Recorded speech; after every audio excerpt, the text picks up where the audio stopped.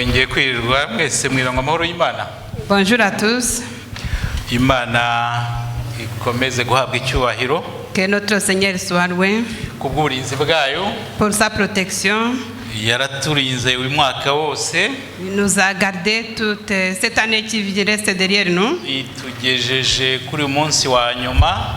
Et nous sommes à la dernière date, dernier jour de cette année. Turi bazima. Et nous sommes toujours en vie. Ariko by'umwihariko ikitubashisha kuza mu nzu yayo kugira ngo tubashe kuyishimira hamwe. Plus particulièrement, il nous permet de venir dans sa maison. Kugira ngo tufatanyirize hamwe kuyishima. En fait, de pouvoir louer, remercier. Izina ryayo rikomeza guhabwa icyubahiro. Que son nom soit loué. Nkuko mubyumvise Mukeshimana nanjye baduha iminota mikeya. On nous a donné un peu de temps. Ariko kubwo gufashwa n'umwuka wera ndibwira yuko turabasha kugira ibyo tuganira bikeya. Mais grâce à l'aide du Saint-Esprit, on pourra quand même avoir une idée ou bien avoir de réconfort qui vient du Seigneur. Mu mpera z'umwaka, à la fin de l'année, abantu benshi hirya no hino ku isi baba bibaza ku by'umwaka urangiye. Beaucoup de personnes se posent des questions ou bien il faut une rétrospective de l'année qui vient de finir. Bakareba uko wagenze.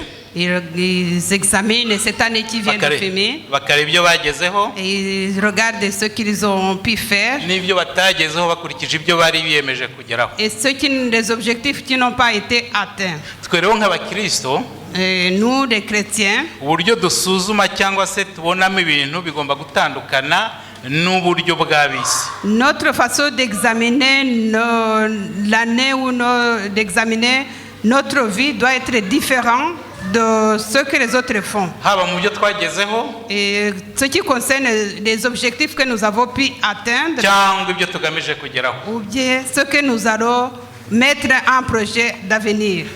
Tugomba kwibaza buri gihe twebwe abo turibo. On doit se poser toujours cette question: qui sommes-nous?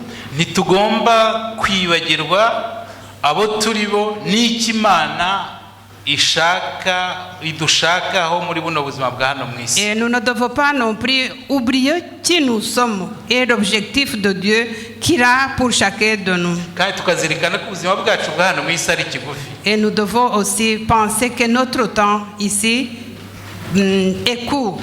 Turabagenzi bagana mu ijuru. Nous sommes en voyage vers le ciel. Ni nayo mpamvu ibyifuzo byacu n'imigambi yacu bigomba gutandukana n'iby'abandi. Et c'est pour ça nos objectifs doivent être différents des objectifs des gens de son monde. Intumwa Pawulo yabivuze neza mu Bafilipi igice cya 3:20-21. L'apôtre Paul l'a bien dit dans Philippiens chapitre 3 versets 20 à 21. Aho avuga ati naho twebwe iwacu ni mu ijuru. Et là où il dit un peu de mots que je vais répéter, pour nous, chez nous c'est au ciel. Niho dutegereje umukiza ko azava ari we mwami Yesu Kristo. Et c'est là que nous attendons le retour de notre Seigneur Jésus-Christ. Uwo mwami uzahindura umubiri wo gucishwa bugufi. Notre Seigneur qui va transformer ou bien qui va changer notre corps, qui va le transformer, oui. Akawushushanya n'umubiri w'ubwiza bwe. Et il va nous transformer comme il va nous faire comme sa vie. Kuko afite imbaraga zo kumubashisha kwigandurira byose. Et parce qu'il a la force de pouvoir tout transformer en nous. Ngaba bo turibo. Voilà qui nous sommes. Iwacu ntabwo ari hano mu isi. Ici c'est pas chez nous. Imigambi yacu n'ibyifuzo byacu bigomba gutandukana n'ibyabo mu isi. Nos objectifs, nos projets doivent être différents des objectifs de ce monde. Niyo mpamvu gusuzuma uko umwaka urangiye watugendekeye. Et si nous essayons d'examiner ce qui s'est passé dans cette année qui vient de passer, tugomba kwishingikiriza ku bo turibo. Nous devons nous baser sur qui nous sommes. Icyo Imana yaduhamagariye. Et pourquoi est-ce que nous avons été appelés. N'umugambi idufitiye. Et l'objectif que Dieu a pour nous. ari uwo kuzabana nayo mu ijuru ubuziraherezo. Et que cet objectif que Dieu a pour nous, c'est de vivre avec lui éternellement. Ntabwo tugomba gushishikazwa n'ibishimisha uyu mubiri w'igihe gitoya. Nous ne devons pas nous baser sur la réjouissance de nos corps, kubera ko uyu mubiri wacu ni w'igihe gito kandi tuzawusiga hano mu isi. parce que ce corps que nous voyons restera ici sur terre. Ahubwo tugomba gushishikarira ikizatuma Yesu awuhindura mushya. Mais nous devons nous baser sur rechercher quelque chose qui permettra au Seigneur de nous transformer akawugira umubiri udapfa, et qu'il va transformer notre corps en un corps qui est immortel kandi unesha bibi byose, et qui va nous donner une vie éternelle. Dufite urugero rwiza rw'intumwa Pawulo. Et nous avons un bon exemple de l'apôtre Paul. Intumwa Pawulo yari intumwa ya Yesu. Et l'apôtre Paul, c'était le disciple de Jésus. Akaba yaturangije muri no rugendo rwo kwizera. Il a commencé ce voyage de foi. Amaze gusuzuma arebye icyo yari cyo mbere yo kumenya Yesu. Il s'est regardé lui-même, il a regardé qui il était avant de connaître Jésus-Christ. Amaze no kumenya icyo yamuhamagariye. Et après avoir reconnu pourquoi Jésus l'a appelé pour être son disciple, yasanze ibyo kera yitaga inyungu. et il a regardé ce qu'il prenait comme intérêt n'ibyo agomba kwiratana byose, et sur quoi il se basait pour se vanter. Areba asanga ari igihombo kuri we. Et il a trouvé ça comme une perte. Kubera kumenya Yesu no gusobanukirwa n'umumaro bimufitiye. Après avoir connu Jésus-Christ et l'aurore et surtout le pouvoir que ça lui a donné. Muribuka ko iyo yivuga avuga icyo yari cyo, avuga ubumenyi yari afite mu by'Imana, avuga ukuntu yari akomeye mu Bafarisayo, akavuga ko ari umuyuda. Et vous vous rappelez que Paul, quand il se décrit, il dit qu'il était intelligent, qu'il avait étudié et qu'il avait erreur très importante dans les Juifs. Akanavuga ko yakebwe. Et il était même circoncis. Cyane cyane ko muri icyo gihe babwiriza buriya butumwa bwa Yesu mu gihe cye wasanga gukebwa byari bifite agaciro kenshi. Et surtout que dans la période où ils étaient, dans ce peuple-là, culturellement, être circoncis, c'était très important. Ibi byose amaze kubisuzuma abonye ibyiza Yesu yamuzaniye, asanga ibyo yiratanaga byose ari ubusa. Et après avoir examiné tout ce qu'il avait vécu dans les années avant de connaître Jésus-Christ, il a trouvé qu'il a gagné beaucoup à être appelé par Jésus-Christ. Ibi bikaba byaratumaga yifuza guhora akiranuka bihuje nuko Yesu ashaka. Et alors il a pris un objectif où le but le plus important de se rendre, d'être toujours saint, en ayant un objectif d'être comme Jésus. Ariko nubwo byari bimeze gutyo, Même si c'était comme ça, mu gihe yandikaga urwandiko, quand il a écrit cette lettre aux Philippiens, Pawulo yavuga ko atari yagera ku rugero. il n'était pas au niveau voulu, il n'était pas à la réflexion. Il n'avait pas encore atteint son objectif. Kandi akumva yuko atari yagera no ku rugero rukwiriye mu gutunganira Yesu. Il n'était pas vraiment à la perfection dans la vie que Jésus lui avait, d'être vraiment un beau chrétien. Paul wavugaga ibi ngibi, Paul qui disait ça, mwibuke yuko abo yarwandikiraga bariya Bafilipi yandikiraga ruriya rwandiko bari bagize itorero yari yarashinze. et ici, rappelez-vous que quand Paul il écrivait cette lettre, il écrivait aux Philistins, c'était là où il a, aux Philippiens, pardon, où il avait fondé cette église des Philippiens. Et il reprenait comme une personne vraiment exemplaire et sainte. Qui peut être un bon exemple dans le cheminement vers le Christ. nanone iyo usomye muri ya rwandiko yandikiye abafilipi igice cya 3 Et si nous lisons dans Philippiens chapitre 3, kuva kuri uriya murongo wa 12 ukageza ku wa 14 verset 12 à 14, turasoma ngo c'est écrit: ngo si uko maze guhabwa cyangwa ngo mbe maze gutunganywa rwose. le verset a été projeté. Okay, si uko maze guhabwa cyangwa ngo mbe maze gutunganywa rwose, ahubwo ndakurikira kugira ngo ahari mfate icyo Kristo yamfatiye. Bene data, sinibwiramo ko maze kugifata, ariko kimwe cyo nibagirwa ibiri inyuma ngasingira ibiri imbere, ndamaranira kugeraho dutanguranwa ngo mpabwe ingororano zo guhamagara kw'Imana muri Yesu Kristo wavuye mu ijuru. Oui, vous avez vu le verset qui a été projeté. Aha Pawulo aravuga ko ataragera ku rugero. Et ici, Paul vraiment se jugeait, il examinait lui-même, il disait qu'il n'était pas encore parfait. Akavuga ko akomeje kwiruka kugira ngo agere ku ntego. Et il continuait toujours à courir pour atteindre son objectif. Kandi akavuga yuko ashaka gufata igihembo cy'abazi icyo bahamagariwe. Et il savait bien qu'en courant, il aura la couronne ou bien la récompense déjà qui court en sachant pourquoi il court. Bazi n'uwo bahamagariwe Yesu Kristo. Et qui savait pour qui il courait derrière le Christ qui les avait appelés. Ikindi nanone hano tubona nuko avuga ko atari yagera ku rugero mu gihe abandi bo bamubonaga bakabona ari mu rwego rwo hejuru. Il disait qu'il n'était pas encore arrivé à la perfection alors que les autres le voyaient vraiment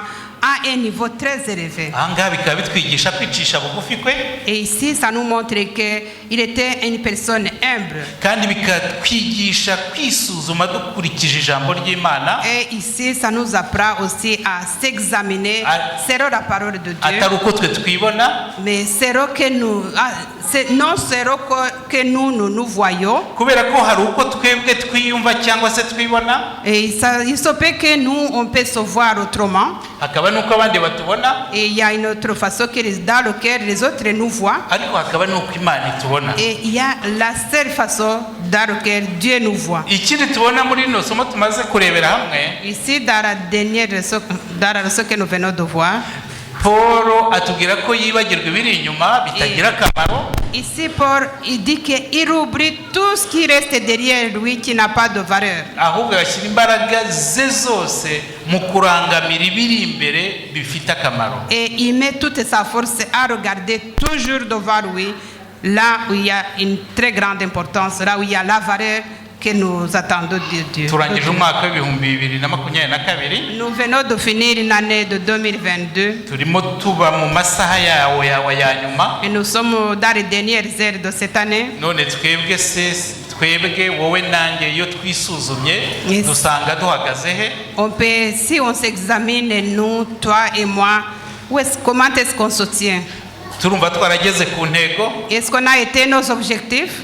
Nyuma y'umwaka turangije twumva tumeze twishyira hehe cyangwa duhagaze hehe? Où est-ce qu'on peut se placer selon la ligne des objectifs? Nubuhe buhamya twitangira?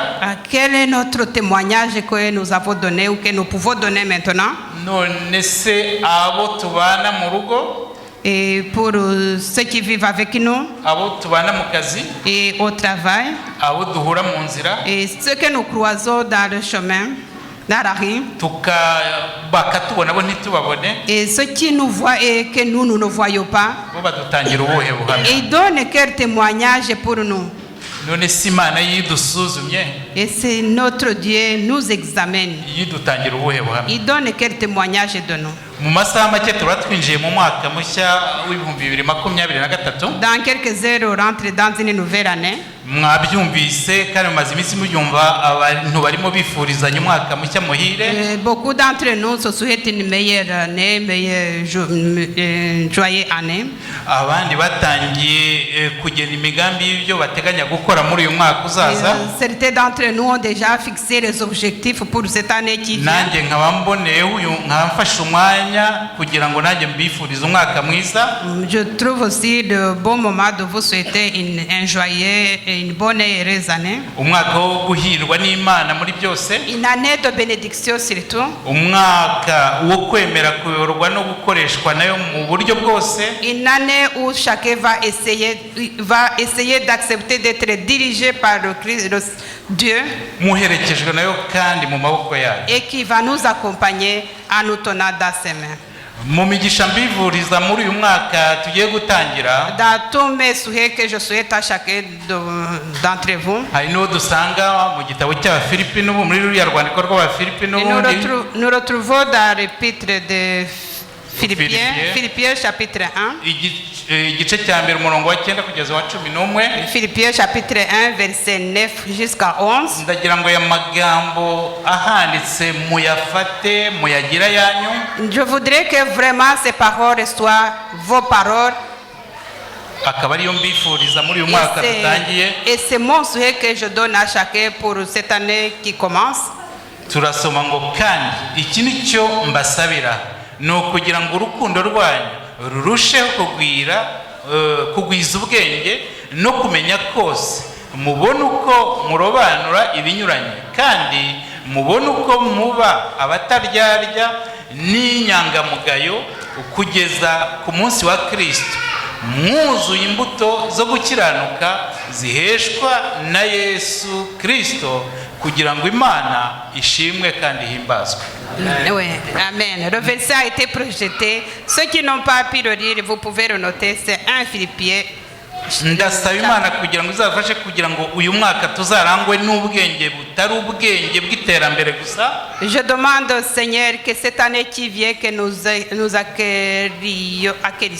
acquérissions une intelligence qui vient du Seigneur, Atari ubwenge bw'ubucakura, et que ça ne soit pas cette intelligence-là dont nous avons l'habitude de dire que c'est une intelligence, mais qui est la malignité.